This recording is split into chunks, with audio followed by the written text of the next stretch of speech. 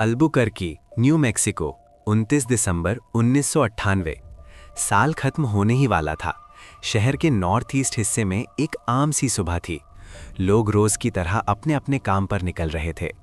Bank के कर्मचारी और ग्राहक भी अपने दिन की शुरुआत कर रहे थे। किसी को अंदाजा तक नहीं था कि कुछ ही देर में वहां क्या होने वाला है। उस दिन एक आदमी था जिसने कुछ ही समय पहले एक और बैंक लूटा था।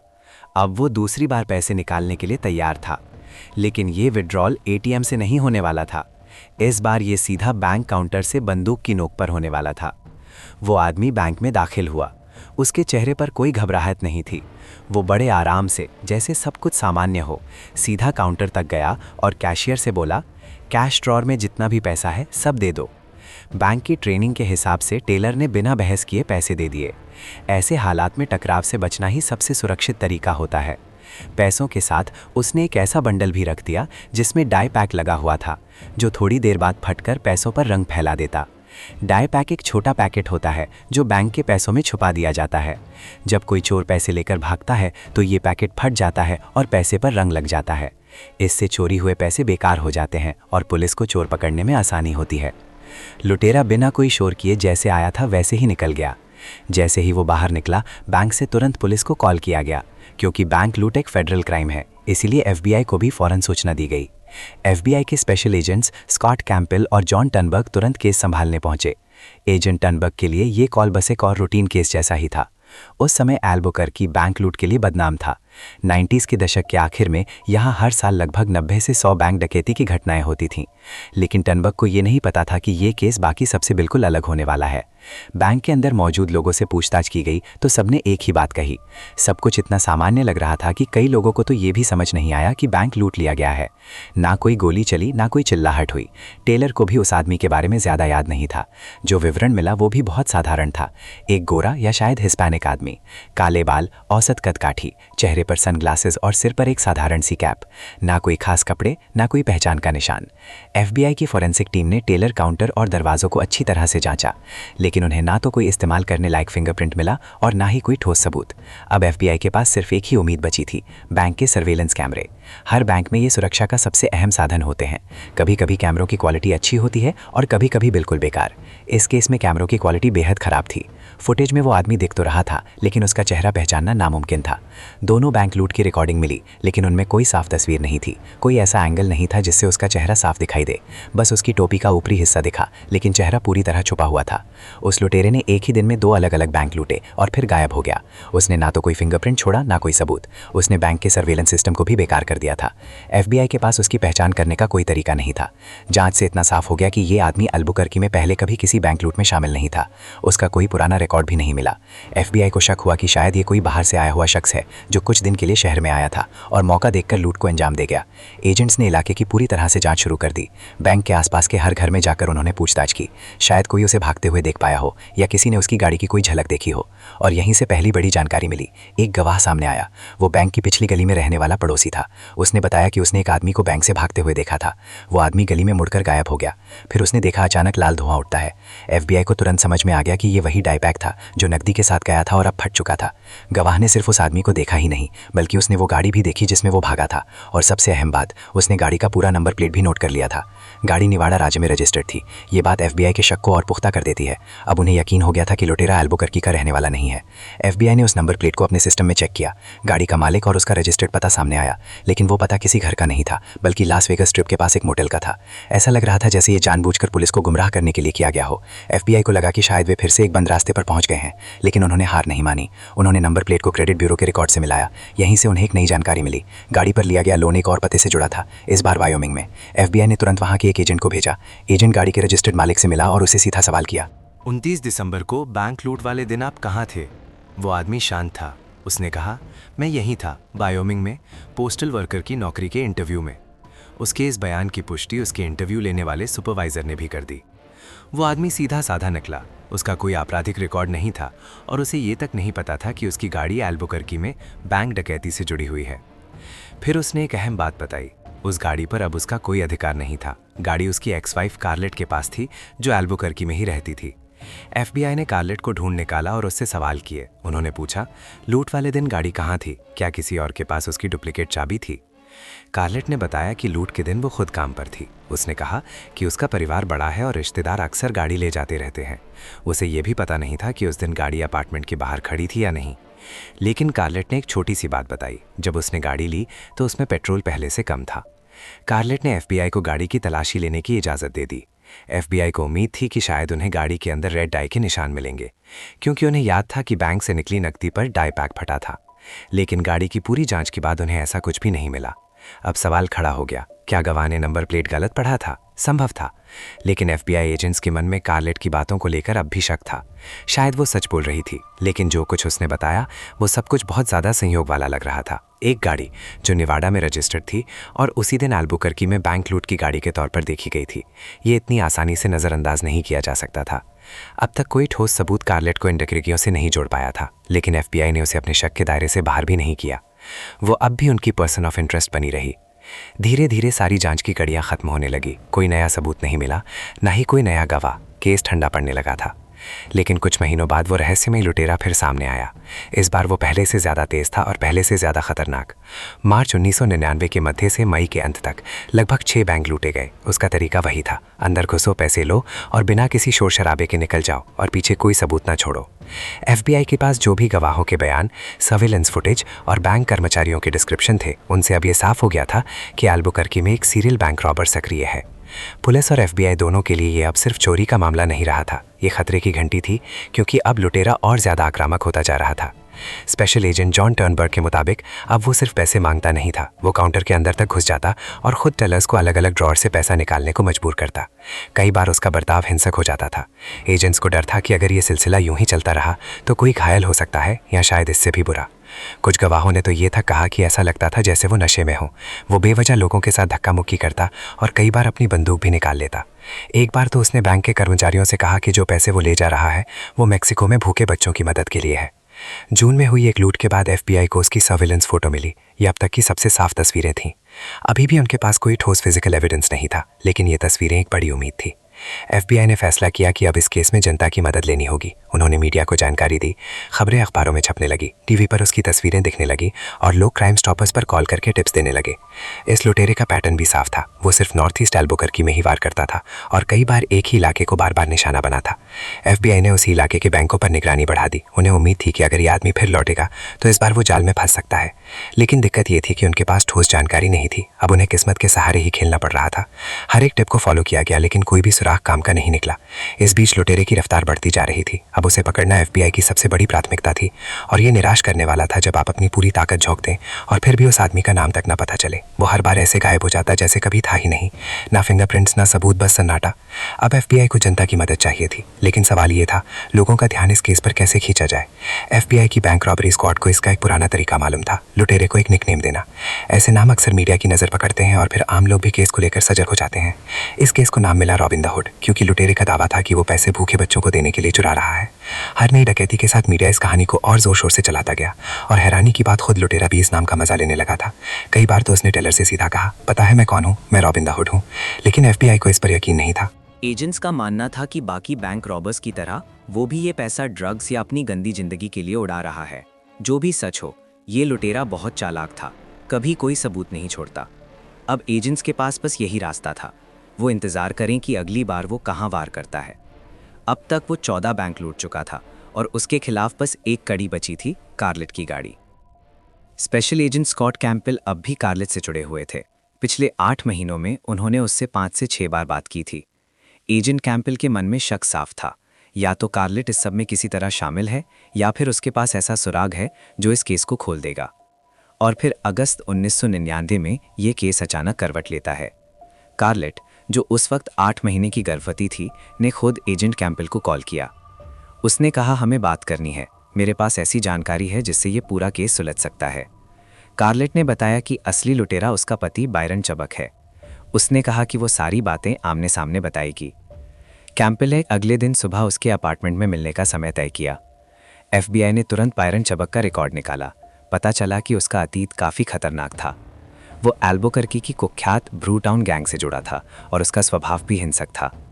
कार्लेट ने बताया कि वो अब इसलिए बोल पा रही है क्योंकि बायरन अब सेंट लुइस चला गया है।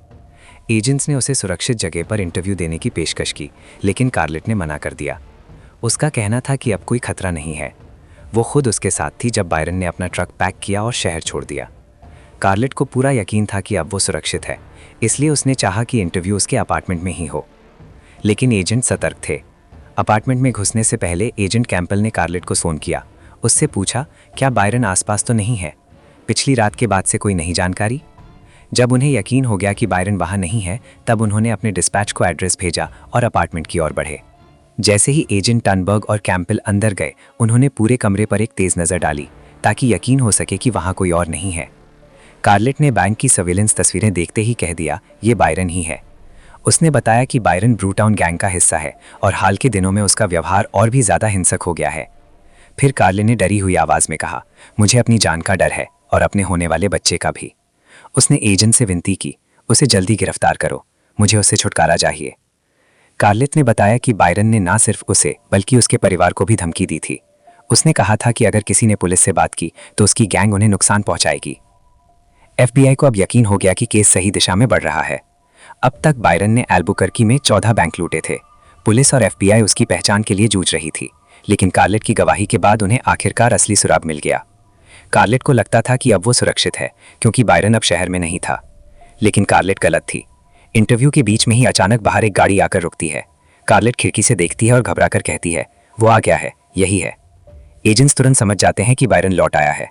वो जानते हैं कि वो खतरनाक हो सकता है, इसलिए वे जल्दी से बेडरूम में छुप जाते हैं। कैंपल कहते हैं, हमने पहले ही तय कर लिया था कि अगर वो आ गया तो हम बिना वारंट के भी उसे पकड़ लेंगे। एजेंट्स अपनी बंदूकें तैयार रखते हैं। कैंपल कहते हैं, मैं बायरन को देख नहीं पा रहा था, लेकिन उसकी आवाज़ साफ सुनाई दे रही थी। कार्लेट भी उसे बता रही थी कि हम अंदर हैं। कैंपल को लगता है कि अब वो अंदर घुस सकता है। वो बेडरूम की दीवार की दिशा में 2 गोलियां चलाते हैं ताकि बायरन रुक जाए। कुछ देर गोलीबारी होती है और फिर चुप्पी छा जाती है। कैंपल को लगता है कि बायरन अब रिलोड कर रहा है। अगर वो अंदर आता तो एजेंट्स तैयार थे। तभी दरवाजे पर एक परछाई दिखती है। कैंपल ट्रिगर दबाने ही वाला था, लेकिन आखिरी पल में उसे एहसास होता है कि ये बायरन नहीं बल्कि कार्लेट है। वो तुरंत हाथ रोक लेता है। तुम ठीक हो? कैंपल पूछता है। कार्लेट डरते हुए सिर हिलाती है। हाँ, मैं ठीक हूँ। एजेंट्स पूरे घर की तलाशी लेते हैं, लेकिन बायरन वहाँ नहीं होता। वो भाग चुका था। कैंपल कहते हैं, ये किसी चमत्कार से कम नहीं था। इतनी गोलियां चली लेकिन हमें या कार्लेट को कोई चोट नहीं आई। एक गोली तो कार्लेट के सिर के बेहद करीब से गुजरी थी। अब सवाल था बायरन कहाँ गया। एजेंट्स को कोई अंदाजा नहीं था। उन्होंने वहीं रहने का फैसला किया क्योंकि अपार्टमेंट में रहना ज़्यादा सुरक्षित था। FBI ने तुरंत लोकल पुलिस को बुलाया। कुछ ही मिनटों में एल्बुकर्की पुलिस डिपार्टमेंट के यूनिफॉर्म्ड ऑफिसर्स वहां पहुंचते हैं। पुलिस ने तुरंत FBI एजेंट्स के साथ मिलकर पूरे इलाके को सुरक्षित कर लिया।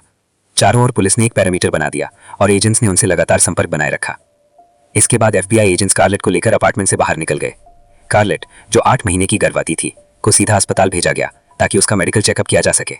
उधर पुलिस ने मोहल्ले में घर घर जाकर लोगों से पूछा कि क्या किसी ने बायरन चबक को भागते हुए देखा है, लेकिन किसी ने कुछ नहीं देखा। सबसे हैरानी की बात यह थी, बायरन की गाड़ी अब भी बाहर खड़ी थी। एल्बुकर्की पुलिस डिपार्टमेंट के स्पेशल इन्वेस्टिगेशंस डिवीजन के प्रभारी लेफ्टिनेंट टेरी वार्ड ने साफ कहा, यह साफ था कि मामला अब शांति से खत्म नहीं होगा। बायरन का पुराना आपराधिक रिकॉर्ड, पुलिस के साथ उसकी हिंसक झड़पें और अभी-अभी FBI एजेंट से उसकी मुठभेड़ सब बता रहे थे कि अब ये उसकी आखिरी लड़ाई हो सकती है। और तभी एक अफसर ने बायरन को उसी बिल्डिंग के एक और अपार्टमेंट की खिड़की पर देखा। बायरन अब कार्लेट के अपार्टमेंट से सिर्फ 2 दरवाजे दूर था। पूरी बिल्डिंग घेर ली गई, लेकिन बायरन ने हार मानने से साफ इनकार कर दिया। पुलिस ने अपने सबसे अनुभवी नेगोशिएटर को बुलाया। उन्होंने बार बार कोशिश की बायरन को समझाने की, उससे बात करने की, ताकि वो शांतिपूर्वक सरेंडर कर दे, लेकिन अंदर से कोई जवाब नहीं आया। किसी को नहीं पता था कि बायरन धीरे धीरे उसी दिशा में बढ़ रहा है जहां कुछ देर पहले FBI एजेंट्स पर गोलियां चली थी। 3 घंटे तक टेंशन बनी रही और फिर अचानक बायरन ने कार्लेट के अपार्टमेंट से बाहर भागने की कोशिश की। पुलिस ने तुरंत बीन बैकग्राउंड चलाया। ये एक नॉन लीथल हथियार है जो आदमी को घायल नहीं करता, लेकिन उसे बेहोश कर देता है। अद्भुत रूप से इस पूरी गोलीबारी और स्टैंड ऑफ में कोई भी गंभीर रूप से घायल नहीं हुआ। बायरन चबक को गिरफ्तार कर लिया गया और सीधे FBI ऑफिस ले जाया गया। उसने 14 बैंक लूटने और फेडरल एजेंट्स पर हमला करने के आरोपों में गुनाह कबूल कर लिया। कोर्ट ने उसे 40 साल की सज़ा सुनाई, लेकिन एजेंट्स को उसके पास से बहुत कम पैसे मिले। FBI को कभी यकीन नहीं हुआ कि उसने ये पैसे भूखे बच्चों को खिलाने के लिए लूटे थे। एक एजेंट ने कहा, जब हमने बायरन को अच्छे से जाना तो साफ हो गया कि ये आदमी किसी बच्चे की मदद नहीं करेगा, वो सिर्फ अपनी नशे की लत पूरी करना चाहता था। लेकिन कहानी यहीं ख़त्म नहीं हुई। बायरन चबक को 40 साल की सज़ा मिली थी, लेकिन उसका इरादा ये सज़ा काटने का नहीं था। 21 दिसंबर 2000 बायरन ने अदालत में एक नई चाल चली। उसने कहा कि वो अपने कोर्ट अपॉइंटेड वकीलों को हटाना चाहता है और अपना गिल्टी प्ली वापस लेना चाहता है।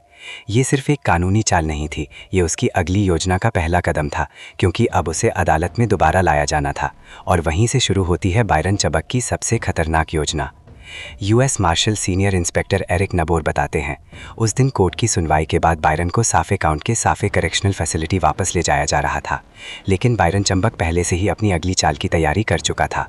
उसके पास हथकड़ी खोलने की चाबी थी, जो उसने कब और कैसे हासिल की ये आज तक कोई नहीं जान पाया। जैसे ही जेल वैन ने हाईवे पकड़ा, बायरन ने चुपचाप अपनी हथकड़ी और पैरों की बेड़ियां खोल ली और फिर अचानक उसने वैन की खिड़की को जोरदार लात मारकर तोड़ डाला। गार्ड्स कुछ समझ पाते उससे पहले ही बायरन आधा शरीर बाहर निकाल चुका था। वैन के ड्राइवर को एक तेज़ आवाज़ सुनाई दी। उसे लगा जैसे किसी और गाड़ी से टक्कर हो गई हो, लेकिन जब उसने रियर व्यू मिरर से देखा तो नज़ारा अलग था। बायरन खिड़की से बाहर लटक रहा था और भागने ही वाला था। गार्ड्स ने उसे रोकने की कोशिश की, लेकिन वो बहुत तेज़ था और बाकी कैदियों को छोड़कर उसका पीछा करना नामुमकिन था। 21 दिसंबर 2000 बायरन चबक अब एक सजा याफ्ता अपराधी से फरार अपराधी बन चुका था। करेक्शनल ऑफिसर्स ने उस पर फायरिंग भी की, लेकिन सीनियर इंस्पेक्टर नबोर कहते हैं, हमें नहीं लगता कि वो किसी भी गोली से घायल हुआ। अब एल्बुकर पुलिस ने एक विशाल मैनहंट शुरू कर दिया। सैकड़ों पुलिस अफसर, खोजी कुत्ते, हेलीकॉप्टर्स, घर घर तलाशी, हर कोना छान मारा गया। एक हेलीकॉप्टर एरियल ग्रिड पैटर्न में उड़ान भर रहा था, ताकि जरा भी इलाका छूट न जाए। अब तक सबको पता था बायरन चबक बेहद खतरनाक इंसान है। FBI को अंदाजा था कि इतना डेस्परेट आदमी कुछ भी कर सकता है। उसे जल्दी पकड़ना जरूरी था, वरना कोई निर्दोष इंसान उसकी वजह से खतरे में पड़ सकता था। लेकिन घंटों बीतते गए, बायरन का कोई सुराग नहीं मिला। अब एजेंसियों को सर्च एरिया बढ़ाना पड़ा। 6 अलग अलग एजेंसियां मिलकर इलाके को लॉकडाउन करने लगी। रोड ब्लॉक्स लगाए गए, हर गली हर घर की तलाशी ली गई, लेकिन सारी मेहनत बेकार गई। बायरन कहीं नहीं मिला। और तभी एक महिला ने पुलिस को कॉल किया। उसने बताया कि उसके साथ कार चेकिंग हुई है। महिला ने बताया कि एक आदमी जिसका हुलिया बिल्कुल बायरन से मिलता था, उसे कार में बैठाकर शहर के बाहरी इलाके तक ले गया। लेकिन हैरानी की बात यह थी, उसने महिला को बिना नुकसान पहुंचाए छोड़ दिया।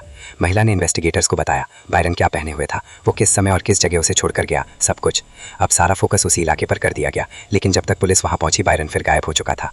रात 9 बजे आखिरकार मैनहंट को आधिकारिक रूप से बंद कर दिया गया।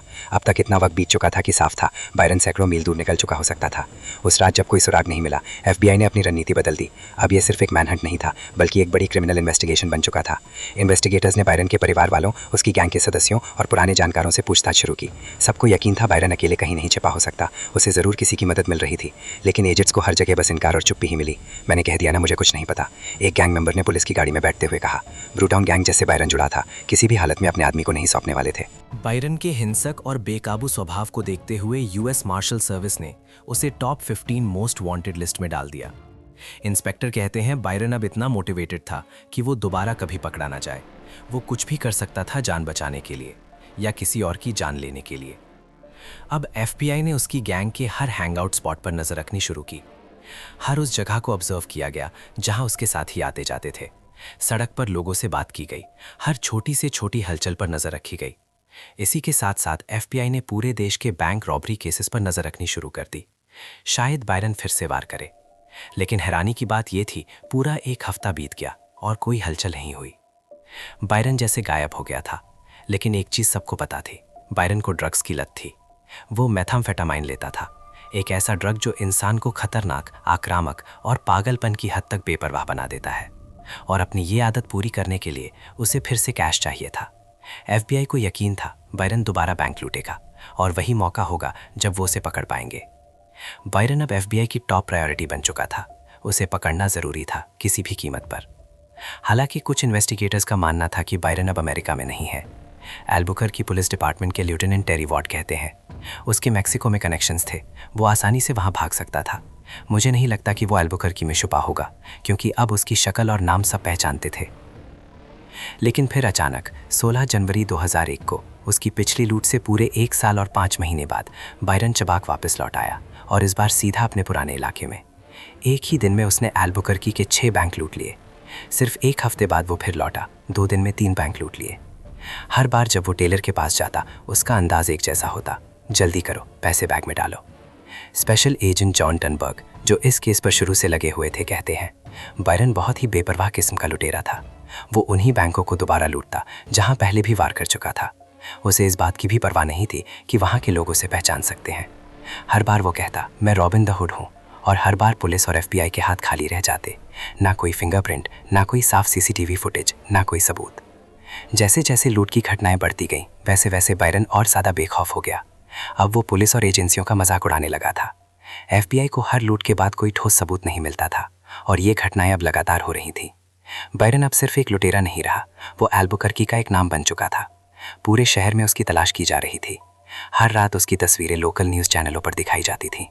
क्राइम स्टॉपर्स के नंबर, पोस्टर और रिवॉर्ड की घोषणाएं, हर जगह वही बायरन। FBI को सैकड़ों कॉल्स आती, शायद वो यही है, शायद मैंने उसे देखा है, लेकिन हर सुराग बेकार निकलता।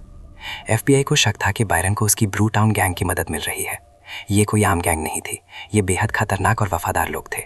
इनके पास ऐसा नेटवर्क था जो बायरन को छुपा भी सकता था और अगर ज़रूरत पड़ी तो पुलिस से भिड़ भी सकता था। अब एल्बुकर्की पुलिस और FBI पूरा शहर छान रही थी। बायरन जो एक हिंसक बैंक लुटेरा था और जेल से भाग चुका था, फिर से बेकाबू हो चुका था।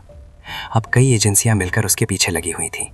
US marshal senior inspector Eric नेबोर कहते हैं, एल्बुकर्की पुलिस, FBI और US मार्शल सर्विस तीनों ने मिलकर एक टास्क फोर्स बनाई ताकि हम अपनी ताकतें जोड़कर बायरन को पकड़ सकें। ये अब सिर्फ एक केस नहीं था, ये 3 एजेंसियों की लड़ाई बन चुकी थी। लेकिन इतने बड़े ऑपरेशन के बावजूद बायरन बैंक लूटता जा रहा था और हर बार बच निकलता था। जांचकर्ताओं ने बायरन के कई जानकारों के फ़ोन टैप किए। कुछ कॉल से लगा कि शायद बायरन मैक्सिको भाग गया है। FBI ने बॉर्डर पेट्रोल और मैक्सिकन फेडरल पुलिस को अलर्ट कर दिया। लेकिन फिर कुछ और कॉल्स इंटरसेप्ट हुई जिनसे पता चला कि शायद वो वापस एल्बुकर्की में है। लोकेशन साफ नहीं थी, बस इशारे थे। इसके बावजूद पुलिस और FBI ने ब्रू टाउन गैंग पर दबाव बनाए रखा। सबको साफ बता दिया गया, जब तक बायरन पकड़ा नहीं जाता किसी को चैन नहीं मिलेगा। और ये दबाव आखिरकार काम कर गया। 5 फरवरी 2001 की सुबह एक स्थानीय रेडियो स्टेशन पर एक लिफाफा पहुंचा। वो चिट्ठी खुद बायरन चबाक की थी। एल्बुकर्की के 94 रॉक रेडियो स्टेशन के मॉर्निंग शो पर DJ TJ ट्राउट कहते हैं, जब हमने वो चिट्ठी खोली तो हम दंग रह गए। सच कहूँ तो हमें झटका लगा। ये सच में बायरन की चिट्ठी थी। उस चिट्ठी में बायरन ने अपनी सरेंडर करने की कुछ शर्तें रखी। वो चाहता था कि उसे 94 रॉक पर इंटरव्यू का मौका मिले। वो कुछ पुलिस अफसरों के खिलाफ आरोप लगाना चाहता था। उसका कहना था कि उन्होंने उसके साथ गलत किया और उसकी गर्भवती पत्नी को मारने की कोशिश की। बायरन चाहता था कि ये सब पब्लिक तक पहुंचे। अगर ऐसा होता तो वो शांतिपूर्वक सरेंडर कर देता। DJ ट्राउट कहते हैं, हमें नहीं पता था कि ये असली चिट्ठी है या कोई मजाक। मैंने ऑन एयर आकर वो चिट्ठी पढ़ी और कहा, अगर तुम सच में वही हो तो इस नंबर पर कॉल करो। कुछ ही सेकंड बाद फ़ोन बजा। ट्राउट रिसीवर उठाते हैं। हेलो, क्या तुम सुन सकते हो? बायरन की आवाज़ आती है। हाँ, सुन सकता हूँ। ट्राउट ने पूछा, क्या तुम मुझे फंसाने की कोशिश कर रहे हो? बायरन बोला, नहीं, ऐसा कुछ नहीं कर रहा। बायरन की आवाज़ घबराई हुई थी। वो बार बार कह रहा था, ऊपर हेलीकॉप्टर है, ये मुझे देख रहे हैं। ये फेडरल वाले, मार्शल्स, पुलिस सब झूठे हैं। इन लोगों ने मेरे घर पर गोली चलाई थी जब मेरी बीवी प्रेग्नेंट थी। कॉल का अंत चौंकाने वाला था। ट्राउट ने पूछा, क्या हम तुमसे दोबारा संपर्क कर सकते हैं? बायरन ने जवाब दिया, नहीं। सुन भाई, मेरे पास मशीन गन्स हैं, मैं हर तरफ से तैयार हूँ, जो होगा देखा जाएगा। अब साफ हो गया था, बायरन लड़ाई के लिए तैयार है। रेडियो स्टेशन ने तुरंत FBI को ये कॉल रिपोर्ट कर दी। एक एजेंट कहते हैं, मुझे लगता है बायरन ये सब पब्लिसिटी के लिए कर रहा था। उसे लोगों की नज़रों में रहना पसंद था। जब कोई अपराधी सामने आता है और मीडिया में रहने की कोशिश करता है तो ये हमारे लिए अच्छा होता है, क्योंकि तब हमारे पास ऐसे सुराग होते हैं जिनसे हम उसे पकड़ सकते हैं। सबसे मुश्किल वो अपराधी होते हैं जो पूरी तरह छुप जाते हैं, और इस बार बायरन की यही आदत उसके लिए मुसीबत बन गई। जो चिट्ठी उसने रेडियो स्टेशन को भेजी थी, उस पर फॉरेंसिक टीम को उसके फिंगरप्रिंट्स मिल गए। अब ये पक्का हो गया था, चिट्ठी असली थी और बायरन ने ही भेजी थी। इसके बाद जांच टीम ने रेडियो स्टेशन की CCTV फुटेज देखी। पहली ही नज़र में साफ हो गया, चिट्ठी लेकर आने वाला आदमी बायरन नहीं था। बायरन का चेहरा सबको पता था और कैमरे में जो दिख रहा था वो कोई और था। तस्वीर साफ थी और यही बड़ा सुराग बन गया। एक पुलिस डिटेक्टिव ने उस आदमी को पहचान लिया। उसका नाम था रोनाल्ड बेकर, जो कभी कभी ब्रू टाउन गैंग के साथ दिखता था। अब पुलिस ने फैसला किया, रोनाल्ड को बिना बताए उस पर निगरानी रखी जाएगी। वो खुद बायरन तक रास्ता दिखाएगा। एल्बुकर्की की गैंग स्क्वाड ने रोनाल्ड बेकर के मोबाइल होम पर नज़र रखना शुरू कर दिया। कई दिनों तक वही निगरानी चली। फिर एक रात एक आदमी बाहर निकला जो बायरन जैसा दिखता था, लेकिन अंधेरा होने की वजह से पक्की पहचान नहीं हो पाई। अब सबसे बड़ा सवाल था, ट्रेलर के अंदर घुसा कैसे जाए। उसी समय एजेंसियों को एक और बड़ी खबर मिली। बायरन के एक और साथी को कार जैकिंग के आरोप में गिरफ्तार किया गया। FBI को पता था कि अगर ये आदमी इन्फॉर्मेंट बन जाए तो वो सीधा बायरन तक ले जा सकता है। स्पेशल एजेंट जॉन टम्बक कहते हैं, हमने सोचा कि हम इस पर फेडरल चार्जेस लगाएंगे, ये बहुत सख्त होते हैं। अगर वो सहयोग नहीं करता तो बिना पैरोल के कई साल जेल में रहना पड़ता। शुरुआत में वो तैयार नहीं था, उसे डर था कि अगर गैंग को पता चला कि उसने पुलिस की मदद की तो उसकी जान जा सकती थी। लेकिन फेडरल सिस्टम में कोई पैरोल नहीं होता, यानी अगर वो मना करता तो सीधा लंबे समय के लिए जेल। आखिरकार उसे 2 ऑप्शन दिए गए, या तो फेडरल चार्जेस झेलें या फिर मदद करें और बदले में स्टेट लेवल चार्जेस पाएं जहां पैरोल का मौका हो सकता था। जेल के डर ने आखिरकार उसे तोड़ दिया और वो इन्फॉर्मेंट बन गया। प्लान साफ था, इन्फॉर्मेंट को उस ट्रेलर में भेजना था ताकि पक्का हो सके कि बायरन चबेक वहीं छुपा है या नहीं। उसे कहा गया पानी मांगने का बहाना करना, थोड़ा टाइम लगाना ताकि सब नेचुरल लगे। लेकिन ये मिशन खतरनाक था। अगर अंदर मौजूद गैंग के लोगों को जरा सा भी शक हो जाता कि ये पुलिस के लिए काम कर रहा है तो उसकी जान जा सकती थी। रिकॉर्डर चालू था। जैसे ही इन्फॉर्मेंट अंदर गया, FBI एजेंट्स ने वायर के जरिए सब सुनना शुरू कर दिया। अंदर का माहौल बहुत टेंशन वाला था। इन्फॉर्मेंट ने माहौल हल्का रखने के लिए कैजुअल बातें करनी शुरू की। फिर उसने धीरे से पूछा, चुप कहाँ है? अंदर से जवाब आया, पीछे कोई नहीं है। लेकिन इन्फॉर्मेंट को कुछ और महसूस हुआ, हल्की आवाज़ें, कुछ हलचल, जैसे कोई छुपा हो। टेंशन बढ़ने लगी तो इन्फॉर्मेंट को इशारा मिला कि अब बाहर निकलने का वक्त है। वो ट्रेलर से बाहर आ गया। पुलिस स्टेशन पर उसकी डीब्रीफिंग शुरू हुई। पीछे वाले कमरे में कुछ सुना? एक अफसर ने पूछा। हाँ, वहाँ कुछ था, इन्फॉर्मेंट ने जवाब दिया। अब इन्वेस्टिगेटर्स को पूरा यकीन हो गया, बायरन चबेक वहीं ट्रेलर के अंदर है। लेकिन पक्का सबूत मिलने तक वे ऑपरेशन शुरू नहीं कर सकते थे, इसलिए उन्होंने इन्फॉर्मेंट को फिर से अंदर भेजने का फैसला किया। कपड़े बदलने वापस जाना पड़ेगा, अफसर ने कहा। इन्फॉर्मेंट घबराया हुआ था, पता नहीं ये सही है या नहीं, लेकिन आखिरकार वो मान गया। इस बार अंडरकवर ऑफिसर्स पूरी तरह तैयार थे। अगर कुछ भी गलत होता तो वे तुरंत अंदर घुस जाते। इन्फॉर्मेंट फिर से ट्रेलर में गया। थोड़ी देर बाद उसने कहा, भाई मैं बहुत थक गया हूँ, कहीं सोने की जगह चाहिए। अंदर से जवाब आया, हाँ भाई, सोफा पर क्रैश कर जा। इन्फॉर्मेंट बोला, ठीक है मैं अभी आता हूँ, अपने दोस्तों को बोलकर आता हूँ। और वो बाहर निकल गया। सीनियर इंस्पेक्टर एरिक नबोर कहते हैं, जैसे ही वो बाहर आया उसने हमें कंफर्म कर दिया, बायरन चबेक उसी ट्रेलर में है। लेफ्टिनेंट टेरी वॉर्ड कहते हैं, ज़्यादातर करियर क्रिमिनल्स पैरानॉइड होते हैं, उन्हें बहुत कम लोगों पर भरोसा होता है। वो हर वक्त पीछे मुड़कर देखते हैं, कभी एक जगह ज़्यादा देर नहीं टिकते, हमेशा छुपकर लो प्रोफाइल में रहते हैं। और जब ड्रग्स बीच में आ जाए तो ये डर और भी बढ़ जाता है। इसी बीच एल्बुकर्की पीडी की specially train tactical arrest team को कॉल मिलती है। उन्हें उम्मीद थी कि ये ऑपरेशन शांति से खत्म होगा, लेकिन वो हर स्थिति के लिए तैयार थे। एल्बुकर्की की चैंग यूनिट और रिपीट ऑफेंडर्स प्रोग्राम की टीमें चुपचाप ट्रेलर की ओर बढ़ती हैं, स्टेल्थ मोड में। लेकिन अंदर मौजूद लोग पुलिस के आदेश मानने को तैयार नहीं थे। अब इन्वेस्टिगेटर्स को फौरन फैसला लेना था। बायरन चबक एक खतरनाक भगौड़ा था और उसे रोकना जरूरी था किसी भी कीमत पर। डिटेक्टिव रिचर्ड लुइस पूरी रफ्तार से मौके पर पहुंचे। कुछ ही सेकंड बाद उन्होंने एक गाड़ी देखी और पहचान लिया कि अंदर बायरन चबक ही है। ये वही था, लुइस कहते हैं, जिसे हम इतने दिनों से ढूंढ रहे थे। उसी पल लुइस ने फैसला किया, गाड़ी को वही रोकना होगा। अभी उन्होंने अपनी गाड़ी सीधे बायरन की गाड़ी से भिड़ा दी। एक जानबूझकर किया गया क्रैश। बाकी ऑफिसर्स फौरन मौके पर पहुंचे और उन्होंने देखा बायरन चबक जमीन पर पड़ा था, बिल्कुल शांत। उसके पास पड़ी कि एक TC 9 centimetre automatic handgun. Byron को सीने में एक गोली लगी थी, लेकिन वो जिंदा था। रोनाल्ड बेकर को भी गिरफ्तार कर लिया गया। ट्रेलर के आसपास कुछ गोलियां भी चली जहां लोग सो रहे थे, लेकिन चमत्कार ये कि सभी सुरक्षित थे। और इस तरह महीनों की मेहनत, पब्लिक टेंशन और डर एक डिसाइसिव अंत तक पहुंच गया। स्पेशल एजेंट स्कॉट कैम्बल कहते हैं, इस मिशन का यही अंजाम होना था। अच्छे लोग सुरक्षित रहे, बुरा आदमी पकड़ा गया और सब कुछ वहीं खत्म हो गया जहां होना चाहिए था। आखिर में बायरन चबक के सारे दावे झूठे साबित हुए। वो कोई रॉबिन हुड नहीं था जैसा वो खुद को बताता फिरता था। असल में वो एक हिंसक अपराधी था, लेफ्टिनेंट टेरी वॉर्ड कहते हैं, जैसा उसका पूरा रिकॉर्ड दिखाता है। बायरन चबक को कई मामलों में दोषी पाया गया, जेल से भागना, बैंक लूटना, हथियार से हमला। उसकी पूरी जिंदगी अपराध के इर्द गिर्द घूमती रही। एक फेडरल जज ने उसकी पहले की 40 साल की सज़ा में और 40 साल जोड़ दिए, यानी अब बायरन चबक को मिली कुल 80 साल की जेल। जिस गोली ने उसे गिराया था वो उसकी क्राइम स्प्री का अंत बन गई। बायरन उस घाव से पूरी तरह ठीक हो गया, लेकिन अब उसकी दुनिया सिर्फ जेल की 4 दीवारी तक सीमित रह गई। स्पेशल एजेंट स्कॉट कैम्बल बताते हैं, इस पूरी जांच के दौरान मैंने बायरन की कुछ पर्सनल चिट्ठियां पढ़ी। वो बहुत बुद्धिमान आदमी था। वो चाहता तो एक शांत और सफल जिंदगी जी सकता था, लेकिन न जाने क्यों उसने बैंक लूटने की राह चुनी। और कुछ समय के लिए वो इसमें बहुत अच्छा भी रहा, लेकिन उसकी लालच और उसकी ईगो यही उसकी सबसे बड़ी दुश्मन साबित हुई। बायरन चबक एक खतरनाक इंसान था, बिना सोचे समझे गोली चलाने वाला, जो फेडरल एजेंट्स की जान लेने से भी पीछे नहीं हटता था। लेकिन क्योंकि FBI और लॉ एनफोर्समेंट कभी पीछे नहीं हटे, आज वो आदमी किसी के लिए भी कोई खतरा नहीं है। अब उसकी ज़िंदगी बस लोहे की सलाखों के पीछे कैद है। अगर ये केस आपको चौंकाने वाला लगा हो तो एक लाइक ज़रूर करें। आपका क्या सोच है नीचे कमेंट में ज़रूर बताइए।